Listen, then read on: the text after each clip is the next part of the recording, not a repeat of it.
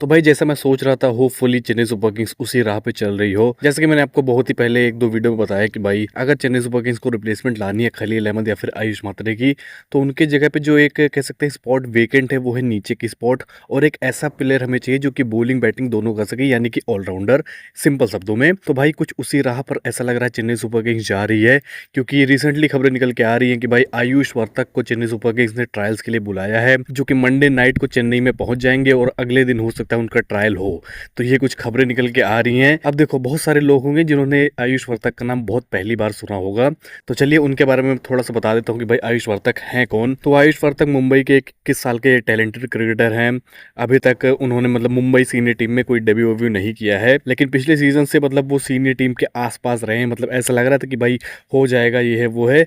लेकिन domestic circuit में उनका बहुत नाम है, बहुत नाम है, आप ये मान के चलिए। वर्तक एक प्रॉपर राइट आर्म ऑलराउंडर है, थोड़ी बहुत बॉलिंग भी करते हैं, मीडियम पेस बॉलिंग करते हैं 130-35 के आसपास। लेकिन बैटिंग अगर उनकी हम लोग बात करें तो कह सकते हैं टेक्निक के साथ साथ वो हिटिंग करते हैं, और छक्के मारने की एबिलिटी इनके अंदर बहुत ही शानदार है। वो मैं आपको आगे एग्जांपल से बताऊंगा। इन्होंने मुंबई अंडर 23 टीम को सीके नायडू जो टूर्नामेंट होता है वहां पे इन्होंने मुंबई को लीड भी किया था 2024-25 सीजन में। उस सीजन इन्होंने 9 मैचेस में 770 रन बनाए थे, जो कि मुंबई के लिए सबसे ज्यादा थे।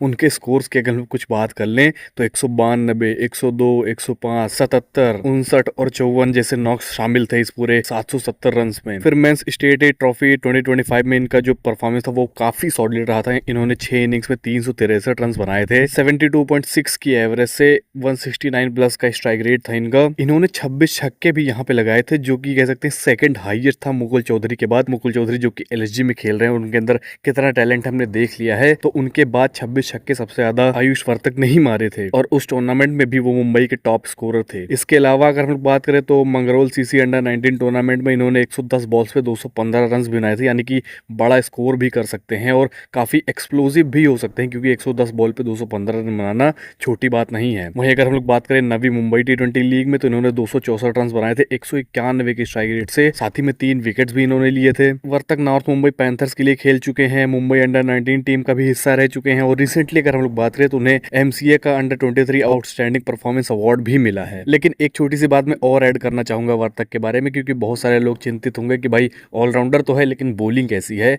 तो 2023 के कूच बिहार ट्रॉफी में ये हाईएस्ट विकेट टेकर थे, तो यानी कि अगर ध्यान दे अपनी बॉलिंग की तरफ तो ये काफी शानदार ऑलराउंडर हो सकते हैं। अब देखो ये सारे स्टैट्स हो गए, लेकिन किस टाइप का खिलाड़ी है, क्या इनके ऊपर हम लोग ट्रस्ट कर सकते हैं, कहाँ पे खेलते हैं, ये एक बहुत बड़ा सवाल है। क्योंकि बहुत सारे लोग मन में ये सवाल होगा कि भाई हमारे पास अमन खान है, रामाकृष्णा घोष है, उनको मौका देने के बजाय हम लोग एक नया ऑलराउंडर क्यों लेके आ रहे हैं। तो देखो सबसे पहली बात, रामाकृष्णा घोष बहुत नीचे खेलते हैं, 7-8 नंबर के खिलाड़ी हैं, वो बॉलिंग ऑलराउंडर है, आप ये मान के चलिए। वहीं पे अगर हम बात करें अमन खान की, तो भाई बॉलिंग उनकी एकदम खत्म है भाई, वो एक हिसाब से प्योर बैट्समैन आप उनको मान के चलिए। तो ये दोनों ही प्लेयर्स जो आप समझ के चल रहे हैं मेरे हिसाब से वो नहीं है। लेकिन वहीं पे हम लोग अगर आयुष वर्तक की बात करें तो 21 साल के खिलाड़ी हैं, टेक्निक से भरे हुए हैं और हिटिंग बहुत ही जबरदस्त करते हैं, बहुत ही जबरदस्त। मैं क्या ही बताऊं, अगर आपको हाईलाइट्स देखनी है तो आप ये स्क्रीनशॉट देख ही रहे हैं, जो छक्के उन्होंने लगाए। लेकिन अगर आपको वीडियोस देखनी है तो आप जाके टेलीग्राम पे चेकआउट कर सकते हैं, link is in the description और कमेंट बॉक्स, कहीं से भी आप जाके ज्वाइन कर सकते हैं। तो प्लीज जाके देखिएगा जरूर मैं क्या बात कर रहा हूँ, इतनी तारीफ मैं इनकी क्यों कर रहा हूँ। तो जैसे कि मैंने बताया कि भाई इनके अंदर बहुत ज्यादा टैलेंट है। अब चेन्नई ने बुलाया, होपफुली इनको साइन कर लेगी,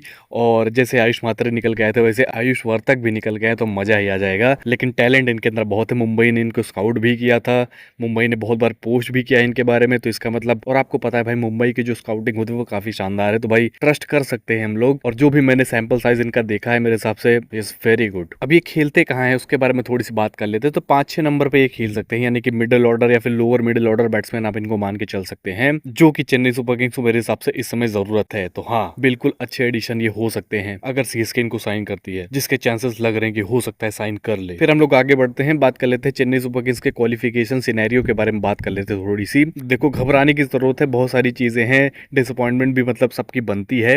लेकिन अभी जो चेन्नई सुपर किंग्स की फेट है, यानी कि जो उनकी किस्मत है, वो अभी उनके हाथों में है। अगर आप देखें 3 मैचेस हमने जीते हैं 8 में से, 6 मैचेस अभी हमारे और बचे हैं। इसमें अगर 5 हम लोग जीते हैं तो ऑटोमेटिकली हम लोग क्वालिफाई हो जाएंगे। तो अभी भी कह सकते हैं जो किस्मत है वो अपने हाथों में है। ऐसा नहीं कि भाई इस टीम को जीतना होगा तो हम लोग क्वालिफाई होंगे, उस टीम को जीतना होगा तो आज ये जीत जाए कल ये जीत जाए, ये है वो है। देखो अभी मैं हार नहीं मानूंगा, अभी हमारे हाथों में किस्मत है अपनी, तो क्यों फालतू चीजों पे टाइम वेस्ट करना कि आज ये जीते कल वो जीते। अगर हम लोग अच्छा करते हैं, अगर हमारी टीम अच्छा करती है, हम लोग अच्छी क्रिकेट खेलते हैं, तो हम लोग क्वालिफाई कर जाएंगे, किसी के ऊपर डिपेंड नहीं रहना पड़ेगा। जाएगा। तो इसीलिए मैं अभी टेक्निकलिटीज में नहीं जाना चाहता हूँ कि भाई आज ये जीते कल वो जीते, इतना रन रेट हमारा हो उतना रन रेट हमारा हो। जब ये चीजें हमारे हाथ से बाहर निकल जाएंगे कि भाई दूसरे टीम के ऊपर डिपेंड रहना पड़ रहा है कि भाई ये हो जाए वो हो जाए, तब मैं आपको समझाऊंगा एकदम अच्छी तरीके से कि भाई क्या हो सकता है जिससे चेन्नई सुपर किंग्स क्वालिफाई कर जाए। लेकिन अभी आप ये मान के चलिए कि जो हमारा किस्मत है, जो हमारा फेट है, वो हमारे हाथों में है। अगर हम लोग अच्छा खेलते हैं तो हम लोग डेफिनेटली क्वालिफाई करने वाले हैं। तो चलिए फिर, होपफुली आपको ये वीडियो पसंद आई होगी। छोटी सी वीडियो थी, मुझे आयुष के बारे में बात करनी थी, थोड़ा क्वालिफिकेशन के बारे में बात करनी थी, क्योंकि बहुत सारे फैंस जो है मुझसे लगातार पूछ रहे हैं कि भाई साहब बताइए कैसे क्वालिफाई कर सकते हैं, कैसे क्वालिफाई कर सकते हैं। तो मैं आपको अभी